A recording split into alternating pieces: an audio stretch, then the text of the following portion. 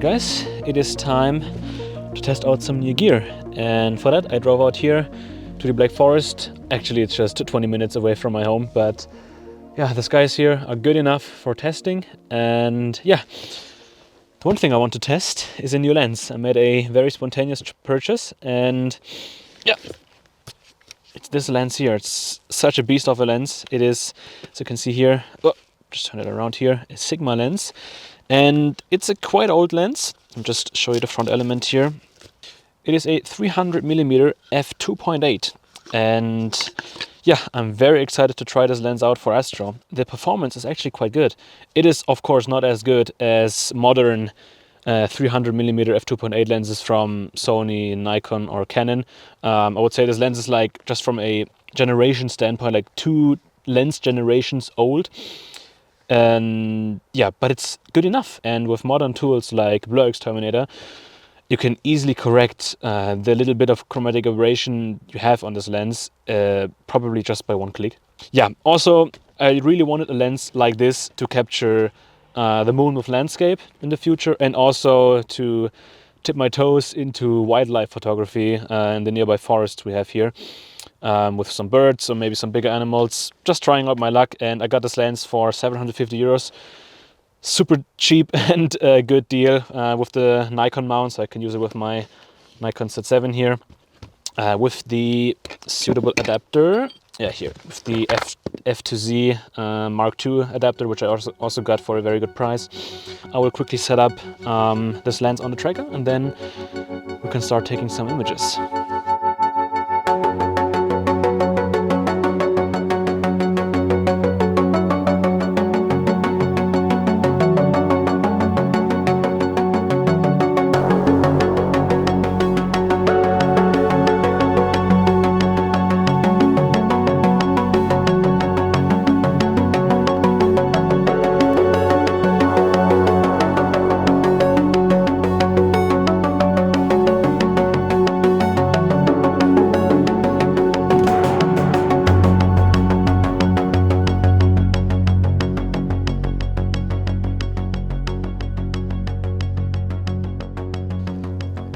Yeah, so as you can see, I'm now finished with setting up the rig here. I'm using the old but very reliable Star Adventurer, the version 1 actually. I still have it. I think I've been using it for 6 or 7 years now, and it just works. That's so crazy. It's like an old Nokia phone. It just works. You turn it on and it works. Of course, with 300mm, I need to have absolutely spot on polar alignment, and since I'm only doing it with the naked eye through the polar scope, I might have some errors here and there. And yeah, I will fine-tune the polar alignment once I'm on my target, which is the Heart and Soul Nebula. That's the region that I want to have my first light with this lens. And then I will probably do 60-second exposures just to have every single exposure in focus and sharp. Let's see if I can focus the lens and get some nice shots with it. I'm really interested or curious about how easy it is to focus, or if it is even possible to get easy focus on this lens. Let's zoom in here. I think I'm actually focusing on Polaris now. And yeah, let's see. Okay. I think this actually looks quite decent for focus. Let me turn on the tracker just in case, and I will do a 5-second exposure just to see if the focus is okay. Let's see if that turned out nice. And first impression is very good. Wow, I have to say, this is like really good. And yeah, of course, when I zoom into the far corners and have bigger stars in there, there is the mentioned or visible chromatic aberration, but overall the stars are nice and round, and they're not deformed or anything. And I really have to say, this is like, I would say, even like, yeah, with the mentioned tools like Blur Exterminator and overall processing that you can apply to fix star shapes and chromatic aberration these days, this is a perfect lens. Oh my god. I don't want to say too much now. I have to wait for the finished image, but this is very acceptable. And I really have to keep in mind that I'm using a 45 megapixel camera here. If you're using this with a Nikon Z6, for example, or yeah, let's say you get this lens for Canon, for the Canon EF mount, and use it with a Canon 6D, for example, with 20 megapixels, I think, it would be even better. Man, this is amazing. Okay, I mean, it's fully dark, so let me try and frame up the Heart and Soul Nebula, and then I will just start capturing the images. Oh man, I have to say, this is some really old school stuff that I'm doing here. I think the last time I used a lens longer than 135 millimeters and also manually tried to align it with the object or the target region that I want to capture. I think that it has to be over 2 years or even 3 years.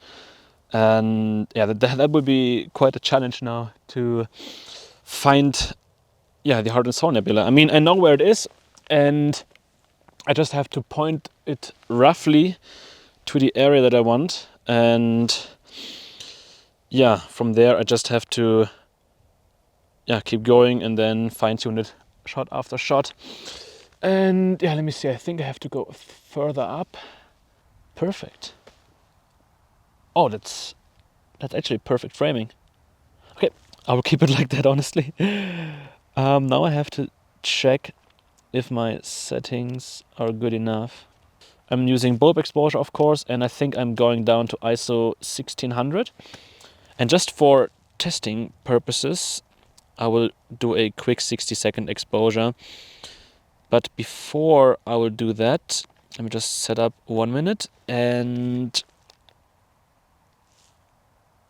Okay, I would say I will just leave it running now. If this exposure is not perfect, like if I see even a little bit of star trailing, I might try again if there is a stronger wind gust. I would say only, maybe this is strong enough. I don't know, I will see. Okay, this is definitely strong enough. Why is there wind now? Astrophotography and wind, they're not friends. I will try 1 or 2 exposures to see if without wind I have nice round stars, and if this is the case, I think I will just stick to 60-second exposures, because at ISO 1600 f2.8 and with these skies here, they're usually darker, but I think today this is actually more than enough, and then I will just get, let's say, 2 hours of it, and then I will use my clip-in filter and get some more data with it. So 60 seconds are finished now. Let's see if this is sharp. The good thing is this nebula or this region is quite close to the pole, so sharp stars here are more likely. And yeah, they are not so bad. I think there's a little bit of wind jiggle. So what I will do now is to double check my polar alignment. Let me check if I can do some minor adjustments, and honestly I have to say it's still in the same spot where it needs to be. So let me just take another exposure. I mean, don't get me wrong, 60 seconds without auto guiding, manual polar alignment with the polar scope, and a high resolution camera, with the lens 300 millimeters. This is a good, I would say, outcome. And even if there are a few shots here and there that are not 100% sharp, with stacking I can just deselect the worst 10 or 20% of the images, and then afterwards with tools like Blur Exterminator I can just do a one-click fix and have nice round stars, and just having an awesome time here. Oh man, I really wish the skies were darker tonight.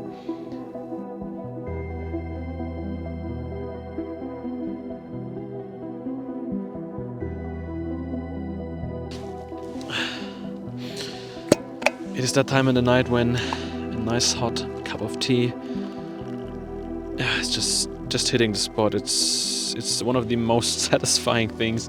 Even when it's not as cold today, I would say we have 6 degrees outside, but it's still nice to have something warm in the hands. And it's just would say, a nice treat when work is finished or when the cameras are still working.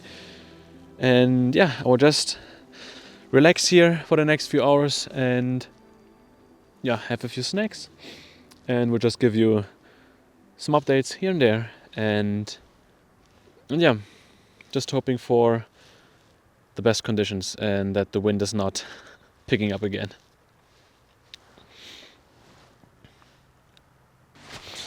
So while I'm waiting here for my camera to capture some nice data of the Heart and Soul Nebula, I want to do some advertising for my 2026 astrophotography calendar, which you can see here on screen right now.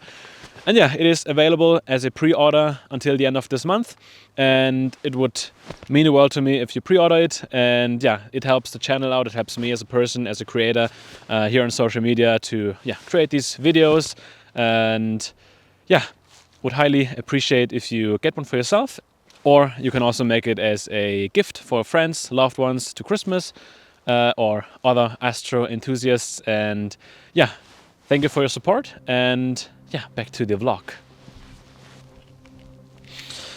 And yeah, one thing I do every 20 minutes is dithering, which is very important for astrophotography. And yeah, to do that, you simply move your camera by a few pixels. And in my case here, I can just use the arrow buttons on the Star Adventurer. Oh, let me see. Oh, they're almost blocked by the camera, but I think I can still use it. I just hold, let's see, the left button for like a second, and then I will also use the fine-tuning knob on here, 1/16 of a turn.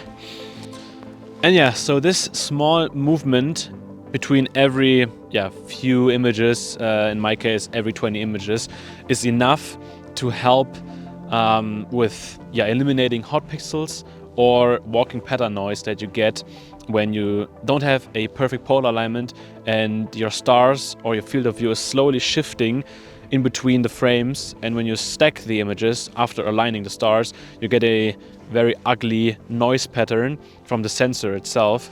And yeah, this is like even worse when you're dealing with hot ambient temperatures, or when you have a pretty old camera that has a very noisy sensor. With the camera like here, with the Z7 or any modern mirrorless camera, this is not as big of a deal, especially when you are in, let's say, moderately low or very low ambient temperature conditions, like here where we have currently 7 degrees. But yeah, it still helps. And if you ask me how often you should dither, then my clear answer is in a scenario like this, where you have like manual control over everything, or you have to do it manually, I should say it that way. You're fine. You will get good results when you implement, let's say, 5 to 6 dither sets for the full amount of images you get. So let's say if you get 50 images, do 1 dither set every 10 images. And that's the same for H-alpha and all kinds of images where you're stacking a lot of images over a longer period of time. And now I just wait for another 20 minutes, and then I think I will just do this for the next hour or so, and then I will throw in the narrowband filter.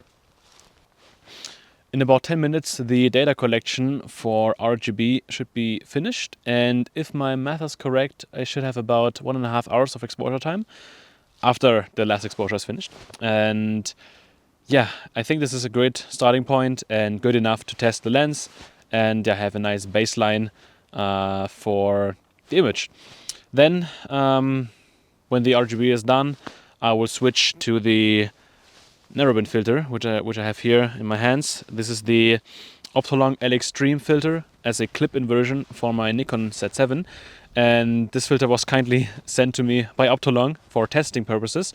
I've used the Optolong L Pro before in some of my images, and yeah, it just worked. So I asked if they could send me the L Extreme for testing, and that's what I'm going to do tonight. I have to say, this is the normal version of the filter, so not made specifically for fast aperture lenses. This lens is f2.8 with the native focal length, and it might work. And if it's not going to work as well on f2.8, I should be able to stop it down to f4 potentially to get more signal. And yeah, then I have a nice base for the narrowband data, I would say. Alright, the exposures are finished for RGB.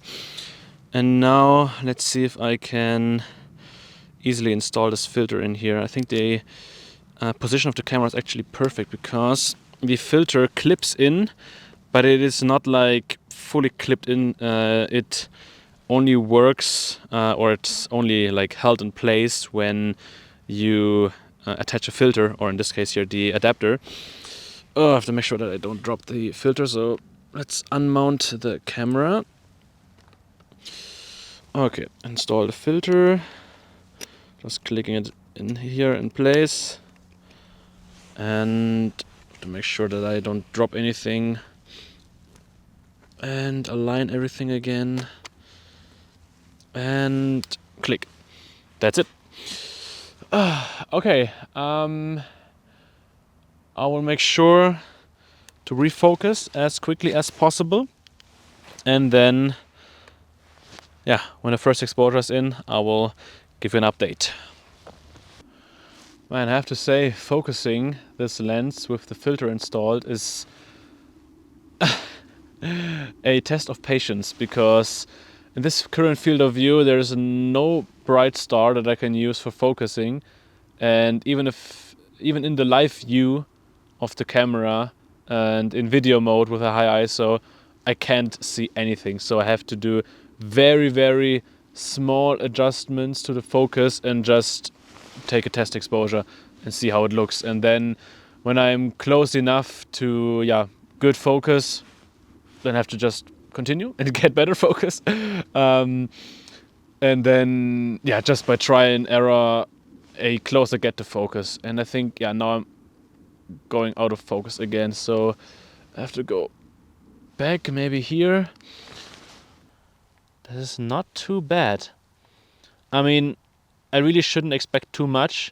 It is a 60-second exposure, but so far so good. I'm getting good H-alpha details, and I would say this is more than good enough.